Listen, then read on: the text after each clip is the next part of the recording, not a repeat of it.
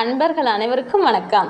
இன்றைய நாள் இனிமையான நாளாக தொடர துலாம் ராசி அன்பர்கள் அனைவருக்கும் வாழ்த்துக்கள். இந்த ஆகஸ்ட் 2025 மாதத்திற்கான விரிவான ஜோதிட பலன்களை பற்றி இப்போது பார்க்கலாம். துலாம் ராசியில் பிறந்த சித்திரை 3-4 பாதங்கள், சுவாதி விசாகம் 1-2 பாதங்கள் ஆகிய நட்சத்திரக்காரர்களுக்கு இந்த மாதம் ஏற்படும் கிரக பயிற்சிகள் உங்கள் வாழ்க்கையில் என்னென்ன மாற்றங்களை கொண்டு வரும் என்பதை விரிவாக காணலாம்.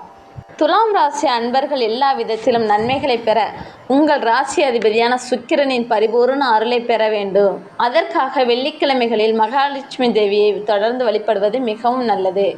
மகாலட்சுமி தாயாரை நினைத்து ஓம் கம் மகாலட்சுமி தாயை போற்றி என்கின்ற மந்திரத்தை 3 முறை கூறுங்கள். துலாம் ராசி அன்பர்களுக்கு இந்த மாதம் ஒரு அற்புதமான மற்றும் மிகவும் சுபமான மாதம். பாக்கியஸ்தானத்தில் குருவும், தொழில் ஸ்தானத்தில் சுப கிரகங்களும், லாபஸ்தானத்தில் லாபாதிபதி மற்றும் யோகக்காரகனும் சஞ்சாரம் செய்வதால் உங்கள் வாழ்க்கையில் மிகுந்த அதிர்ஷ்டமும் புகழும் வெற்றியும் உண்டாகும்.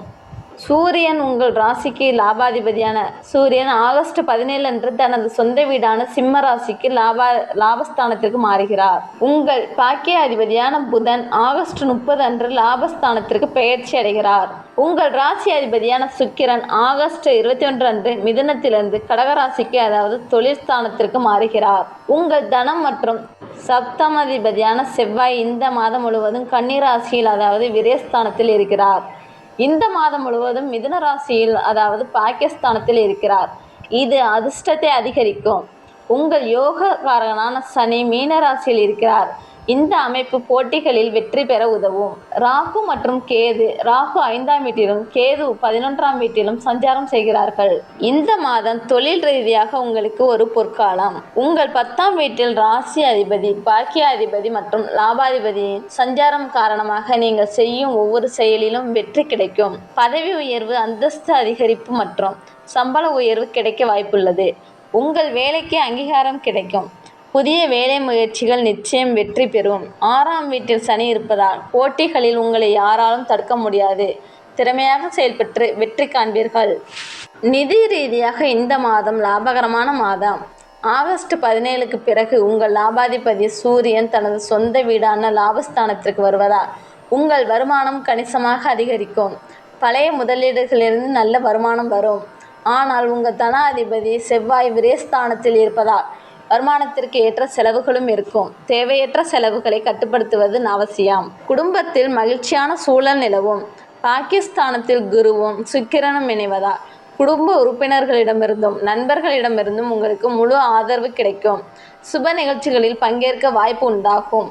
ஆனால் உங்கள் சப்தமாதிபதி செவ்வாய் விரயஸ்தானத்தில் இருப்பதால் வாழ்க்கை துணையின் ஆரோக்கியம் அல்லது உறவில் சில சிறு பிரச்சனைகள் வரலாம். உங்கள் பேச்சில் மென்மை இருப்பது அவசியம்.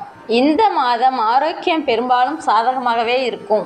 ராசி அதிபதி சுக்கிரன் பாகிஸ்தானத்தில் குருவுடன் இணைந்து இருப்பதால் பழைய நோய்களிலிருந்து நீங்கள் முழுமையாக குணமடைவீர்கள். ஆனால் செவ்வாய் விரயஸ்தானத்தில் இருப்பதால் வாகனம் ஓட்டும் போது கவனமாக இருக்க வேண்டும். சிறிய காயங்கள் ஏற்பட வாய்ப்புள்ளது.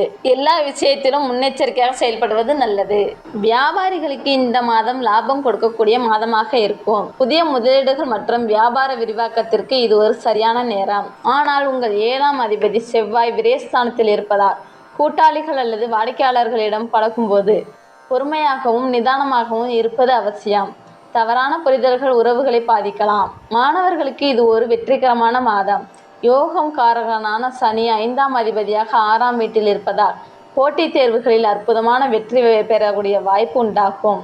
உயர்கல்விக்கான முயற்சிகள் பயனளிக்கும். செவ்வாயின் தாக்கம் குறைய விரய செவ்வாயின் தாக்கத்தை குறைக்க ஒவ்வொரு செவ்வாய்க்கிழமையும் அனுமன் சாலிசா பாராயணம் செய்வது நல்லது.